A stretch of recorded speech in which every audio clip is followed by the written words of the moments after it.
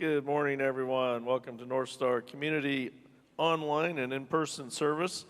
So glad to be here. It's always an exciting time for me to share with us about recovery and God's love and everything in between. So today is first Sunday of Lent, so for us that are church people, we may understand what that means, but for others may not. So Lent is really a time we set aside each year to remember the love that God poured out through Jesus Christ. He came here to forgive us of our sins and to defeat death and to create that loving relationship with God. And it's important for us in recovery because, as we know, we have a hard time with ourselves and all the shame and the pain that we've experienced in our lives and the pain we've created in our lives and pain we've done to others. So we have a whole lot of that going on. So Lent is important for us to understand, and you know that God sent Jesus here to die for our sins and to give us eternal life forever with Him later. So it's a pretty good thing. And sometimes we hear it so often we assume it, but if you think about it, what a miracle. So we've been talking about, let me back up. So I always tell people, if you really want to, Pastor Colby was talking today about things to do during Lent, and one of the things I've been telling NorthStar is go read the parables that Jesus, and understand them. Don't just read them, but really understand His audience, who He's talking to, the points He's making, and it just really makes you appreciate Christ even more. And so today I'm going to read Matthew 20, and I'm going to come back. We're talking about that wonderful world of regret. It's such a great thing to have to think about our regrets. It's such a wonderful thing to have to look back on things that we just really sorry we did. But the point is, what I hope we're getting from this is that we're going to figure out that most of our regrets are based on some fallacies. They're not real. Certainly things happened that we have regret for, but the way that we punish ourselves even more with it is what's helpful for us to learn. The assumption I always have with again, if you're on here with me, you're in recovery at some point. If you're in recovery, I'm guessing that you have a large backlog of regrets, which also means you have a lot of toxic shame, which means you have a lot of self-loathing. All that comes together to really create addictive thinking and addictive behaviors. Often you hear us talk about everyone has hurts, habits, and hang-ups. I hope that you can hear that in a loving way, that you're not alone, that you're human, you're not perfect, you never will be, and God loves you. We all have things that have happened to us that created hurt in our lives. We've all had things in our lives from that hurt that's created hang-ups, things that we have phobias about or fears about or self-loathing about. And you know, we can just go on here, hurts, hang-ups, habits, and then we create addictive behaviors to help us to avoid that pain. So the problem is addiction is really built around habitual behavior to avoid pain. And the first thing we're telling you when you get in recovery is you have to face your pain. So basically what we're telling you is you have to do a 180-degree or 380-degree look at this, where you have to really figure out ways to face your pain and then let it go. I state the obvious when I say we cannot undo the past. We cannot turn the clock back. We cannot. I wish we could. I wish there was things we could take in each of our lives out, the horrible moments. But the problem is, like we talked about on Friday night, the problem is if we took those away, you wouldn't be you as you are. And so recovery is such a beautiful process where we come to recognize the regrets of our past, but we don't just forget about them and shut the door to them, but we learn from them and we move on. And so I think one of the big things for us, I think, is I just really believe we're built with a spiritual need. We're seeking a God of something. If it's not who we in our Christian church talk about God, this all-knowing, omnipresent, loving God, we're looking for it in other ways. Maybe we buy more stuff than we should, or we drink too much, or all those things we do. But the fact is, God loves us, and the self-loathing isn't warranted, and we're the ones doing that. And so I love the quote, again, this is off of Twitter, was, "My body is not a temple, it's a storage unit for my regrets." I think in so many ways that fits us in how we feel when we begin recovery. But I want to read Matthew 20. This is Jesus, and he's talking to his disciples about God not keeping score, about us. All we got to do is just acknowledge God and see him, and life's okay. So let's take, for instance, let's look here. So for you guys that understand, so who betrayed Jesus? It was Judas, right? And so Judas was a disciple. He was so trusted, and he was in charge of the treasury.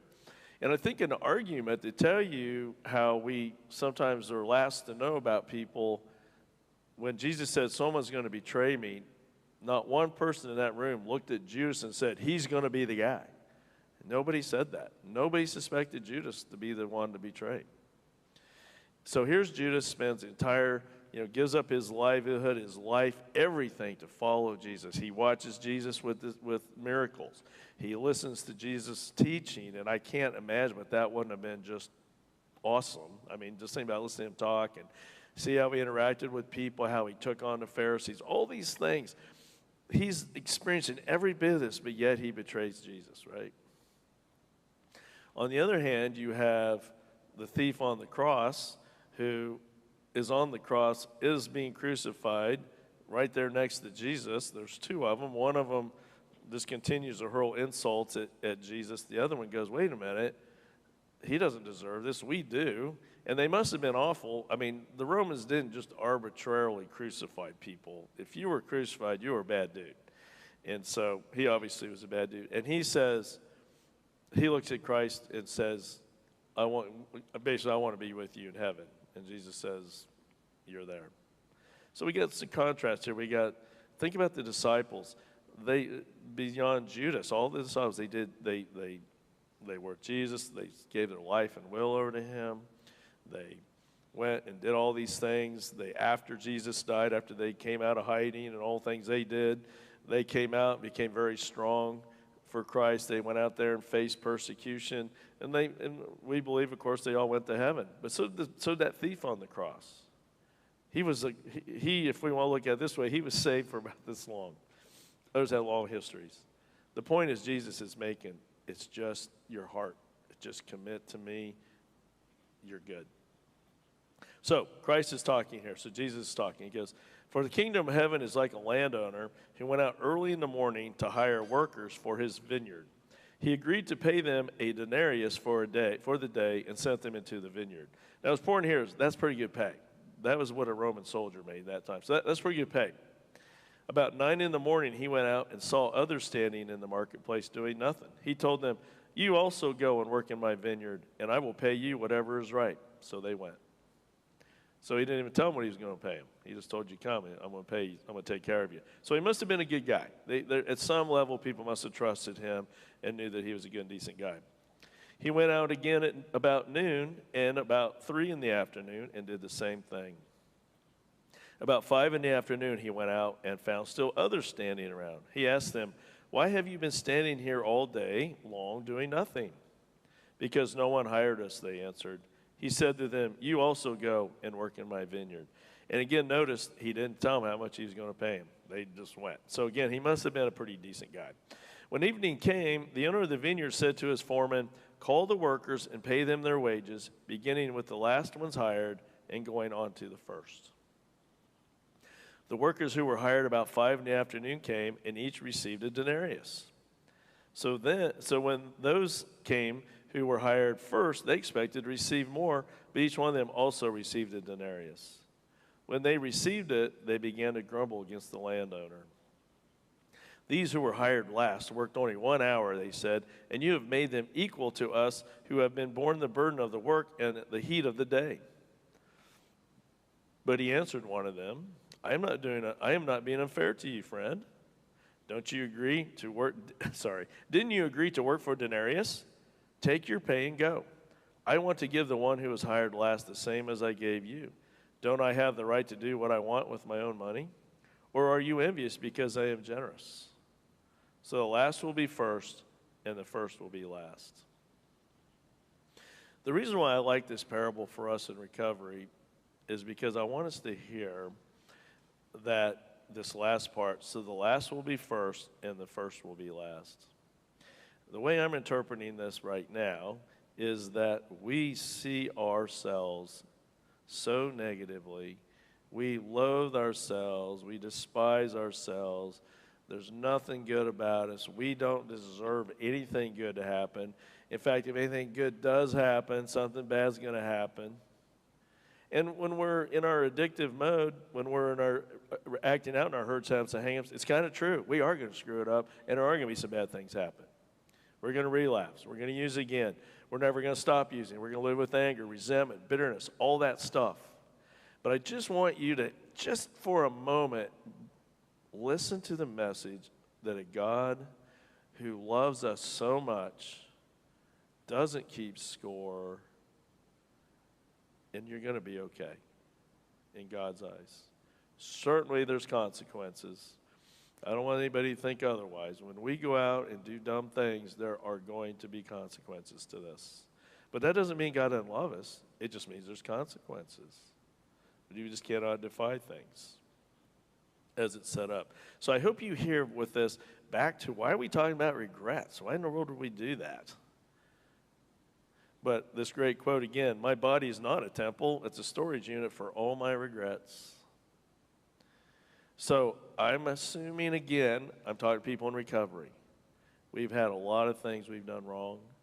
We've had a lot of things we're still doing wrong, just like everyone else, of course. But when we're using, pre-step one, so step one is something I finally said, there's things in my life that are more powerful than me, and it's become unmanageable. My life has become unmanageable. And then I've said, well, there is a power greater than me, that's God, and if I turn my life and will over to Him, then this can work. And then step 4 is I made a very deep searching moral inventory of myself. And of course the joke is there's a whole lot of people that stopped at 3, right? It's like I'm from Nebraska, and of course one of the things that everybody likes to make fun of us about is that we were quitters because we got on the plains and the Oregon Trail and we were coming out and the rivers were flooding, the Indians were attacking, and then we knew there was these big mountains coming. We said, I'm going to stop right here. So everybody likes to call us quitters. But I just think that we were smart. But anyway, but the point is, if we see ourselves as with this loathsome way of we just really don't like ourselves very much. Do you think maybe our memories are going to be tainted? Do you think maybe how we see some of the things we did, we're going to see it even worse than it was, or at least different? And that's why we're talking about regrets. We make that searching inventory of all the things that we've heard people and all these things we've done. And of course, later on, then we make amends to people. But we have to do this inventory. But the problem is, for many of us, when with regret, we create a very unreliable memory about what our past, some of the regrets are. So this book I'm reading about, Regret by Dr. Daniel Pink, hard to not remember that name, is he says, regret is not dangerous or abnormal. It's a deviation from the steady path to happiness. It is healthy and universal. It's an integral part of being alive. And so when we talk about, I have no regrets, I have no, I hope you do actually, because it means you're a good and decent person. It also means that you've taken some risks in your life and you've tried some things. The regret that I think a lot of people have is actually the other side of that is they haven't done anything in their lives. So regret makes us human. Regret makes us better. So here's what we have to understand. Here's the regret, this concept about regret that we have to understand. And this is that we can visit the past and the future in our minds, and we can actually tell a story that never really happened. Now, it did happen. It's not fair to probably say it didn't happen, but how it happened is what we don't have very reliable memory on. So we are both seasoned time travelers, and skilled storytellers. We take those two skill sets, we put them together, and ta-da, we have inaccurate view of our regrets. So again, I've talked about this, and I will try to remind us about how we see things so different than what they were. Or I think for many of us, because of our toxic shame, we leave out big parts of regret stories, and we add in more regret on ourselves. So again, for you out there that have those high ACE scores, you had a lot of childhood abuse, childhood neglect, unfortunately sexual abuse. Some of you, parents were alcoholics themselves or drug addicts. Or some of you, I think we can talk about that I see, your ACE score is not so high from your childhood, but your early adulthood, you have tough stories. So wherever it is, you have trauma, and you have abandonment issues. And what we have to do is figure out ways to look at that in ways that make it realistic so we can move past it. So I see people who are self-esteem is shattered by PTSD, which is post-traumatic stress disorder. What we do is, what are the symptoms of PTSD? Broken relationships, because I can't bear the thought of loving someone again and being harmed again. If I'm agitated, I'm doing okay, then I suddenly start getting agitated. Or I get people around me, and all of a sudden I get real agitated and angry. I'm depressed. I'm anxious. I have my muscles are tense. For any of you that always use the example, if you go to a chiropractor or massage therapist or whatever, and you're trying to get, something's wrong, and they go, well, you need to relax. And you go, I am relaxed. That's muscle armoring. I am bracing for the next bad event. I'm wondering what's going to happen next to me. I don't have a real hope for the future. The best I can hope for is getting through today. So take that thinking, and what do we take? We take all that together, and either we become really angry at everybody else and blame everybody else for our problems, or we blame ourselves, or both. And so what I see so often is I see people who just beat themselves up, and oh my gosh, they're just over and over, when the fact is all they're doing is displaying PTSD symptoms. I'm not making PTSD an excuse. Make sure you hear that. It's our job to recover from this. But it's hard to recover from it if you're not even aware of it. And so with regret then, think about it. I'm coming from this point of view of negative view of myself, this self-hatred for myself, and I've done so many things that even make me even better at hating myself. And so I look back at my past, and let's use again children who were abused. The good news is, in our society, I think we've done a decent job where abuse victims don't see themselves necessarily as the cause of the problem. Like, they get it. They go, I know I was 7 years old. I know it wasn't my fault I was abused. But here's the problem. What do you think their memory is from there? I should have done more. Why didn't I stand up to it? And we heard one here tonight, where were my siblings in all this? All these memories, they're not accurate. It doesn't make sense for a 7-year-old to ask why they didn't stop abuse from happening to themselves or to someone else in their family.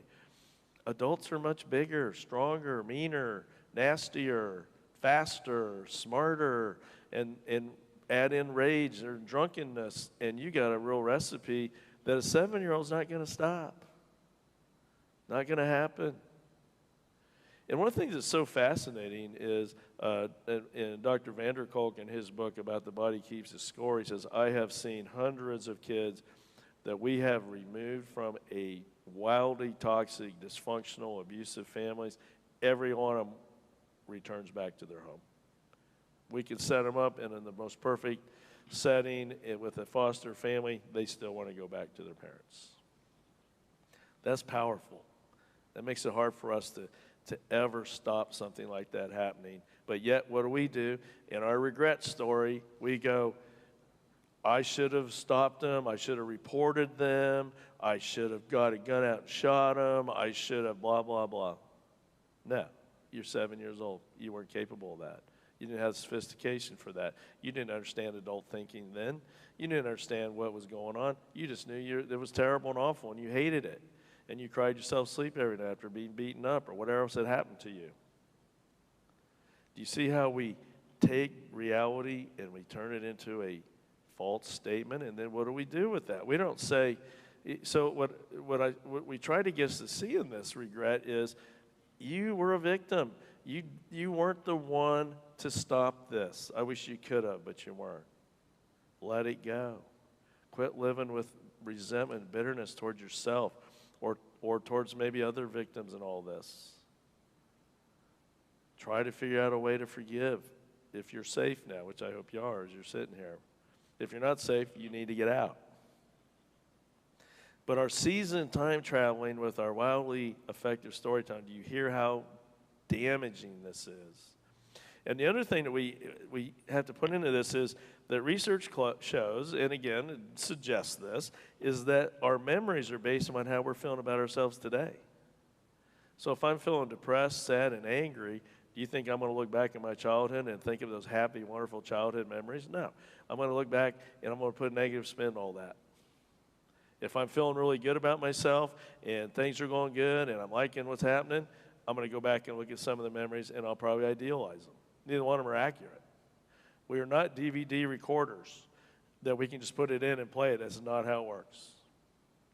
So what we have to understand is the spin we put on things, the spins we put on this that make it so inaccurate and damaging. And a couple things we do that hurt us in this is with our twin abilities to travel through time and rewrite events, two things we do is we compare and we blame, right? And what we do is we, our comparisons about other people, about ourselves, those things create so much higher regret scores. And of course, if we blame, regret is our own fault, not someone else's. That one influential study found that 95% of the regrets that people express involve situations they controlled rather than external circumstances. So we have to understand the difference between disappointment and regret. Disappointment is I have my favorite sports team and they lose. I'm disappointed. I don't have regret because there's nothing I had to do about that. Unless you watch the Dr. Pepper commercials, of course. But 82% of us have at least some occasional regret. So we have to just understand regret is big. But it can help us too. So there's Dr. Pink talks in his book about 3 things we can benefit from regret. One is regret can improve decision making. So with toxic shame, one of the problems with toxic shame is that it undoes our limits. So I can go out there and live wildly and crazy and dysfunctionally and destructively because what the heck? Nobody cares about me anyway, all the way down to we don't do anything because we're so afraid. So you see how regret can help us look back and go, when I did such and such, I'm going to learn from that, and so if it happens again, I won't do it again. Regret can improve performance. If you have regrets about something you didn't do or you wish you would have done more of, the next time this opportunity comes up, you can say, okay, I learned from my last one. And regret can deepen meaning. It can help us to see life with more meaning, and we can get rid of the regrets if only, and at least, and really move more to gratitude and wisdom. So there's 4 deep types of regret. I want to talk about these just briefly. There's foundation regrets, boldness regrets, moral regrets, and connection regrets. So foundation regrets arise from the failure to plan ahead, to work hard, follow through, or build a stable platform, right? So again, we talked about this last week. This is the ant and the grasshopper. Ant's out there trudging along, doing all things he's supposed to, collecting food and all that stuff. The grasshopper's over there fiddling away and having fun and making fun of the ant for all the stuff he's doing. And then, of course, later on, the grasshopper's starving and the ant's fine, basically. I'm way simplifying this. Now, my guess is, for me, I think we should be a little bit of both, right? We do need to have fun and enjoy ourselves a little bit, but we also have to plan ahead. But too much, too little, that happens with us. And so often what we do, and this is where we have to watch ourselves, is negative attribution, is that we love to put a whole bunch of weight on explaining what the person's doing as opposed to the situation. And that's where we really can harm ourselves in the past regret.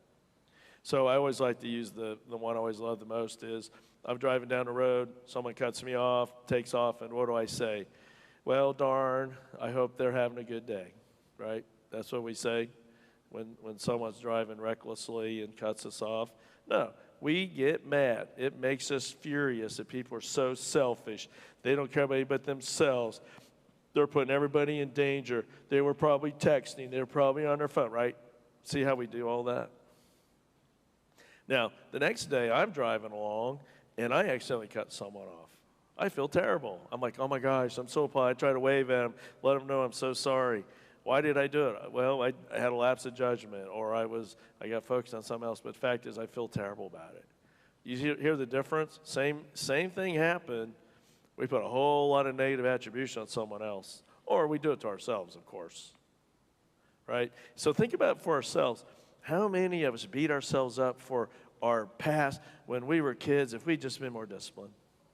If I just hadn't been using, if I would have studied more, if I hadn't been in a stupid, wrong relationship with this person who ended up breaking up anyway, and I gave up my whole life for it. Do you hear what I'm saying? That's foundational regret. So small choices about these things eventually can add up to, can produce some pretty negative effects over time. And the problem with foundation regrets is it can be difficult to undo them. So think about foundation regrets. I hear this one a lot with our wounded self kicks in, and someone will be in their 40s or 50s, and they're finally starting to recover. And so they're starting to feel better, and guess what they say? Why did I wait so long? Why didn't I do this sooner? Wished I would have. I'm like, no, you're doing it when you were ready to, when God was ready to. Ace trauma, why wasn't I stronger? Or how about us in the substance abuse or our compulsive behaviors or our 33rd broken relationship? Why couldn't I just stopped? What was wrong with me? Where was my discipline? See, you hear how these are foundation regrets? They're built around forgetting a lot of things. For instance, I can think about myself when I was 22 years old, just got out of college. I was broke, didn't have much money. Is it fair for me to condemn myself for not saving money when I was 22 years old? I certainly could condemn myself for it, but I'm forgetting a whole lot of other circumstances, right? So these deep structure regrets revealed a need, and they yield a lesson.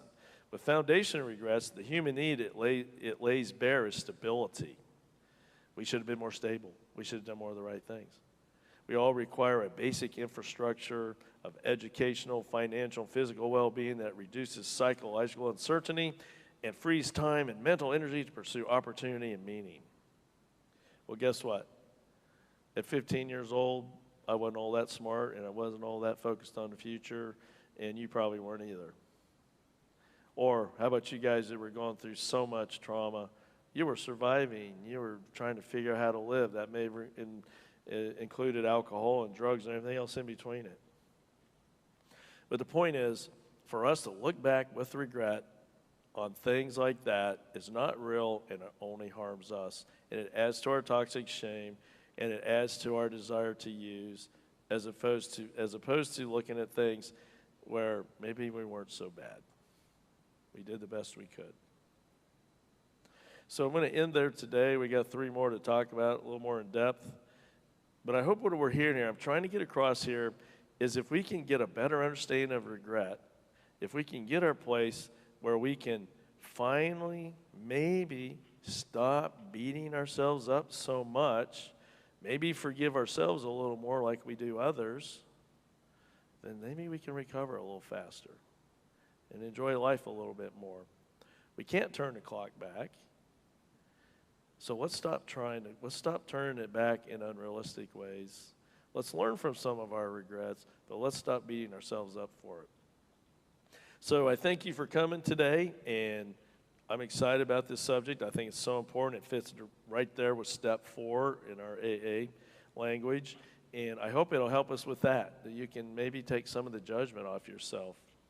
So anyway, we meet on Fridays at 6:30, Wednesday nights at 6:30, and we also meet Sunday mornings at 9:30, and then, of course, this service at 11:15. If you come on Friday night, don't eat. We have awesome meals. They're not pizzas thrown on a table. Last week, Cribbin did lasagna. It was awesome. Week 4, we had chili hot dogs, all this stuff. I'm not saying you're going to lose weight with us. That may be a problem if you're doing that one. But it's full meals. We're not talking about you don't need to go home first if you're working. Come see us. Love to have you. We have child care now. We've got 3 girls that are really great, and we're having kids come, and they seem to be having a great time down in the gym. And so we just love to have you come. So I'm taking away 2 of your excuses. Child care, we have that, and we feed you. So you don't have to go home and eat first. So we take those 2 away. So come join us. It's safe. We're not gonna tell you what to do. We're just gonna be here to help you and listen to you. And it's really amazing to hear some of the stories where we're seeing recovery. It's great to see. And so come join us. If you do want to contact me, my number is 804-746-5081. And you can also email me at csimpson@wgva.church. But reach out, talk to us, come join us. You're going to be thrilled when you leave. Maybe a little bit of pain, but you will be thrilled at the same time. So we always close with the prayer of serenity. And this prayer just is so wise about how we should look at life. And same with our regrets. We need to accept the things we cannot change. We can't go back and change things. But we certainly can have the courage to look at regrets in a different way.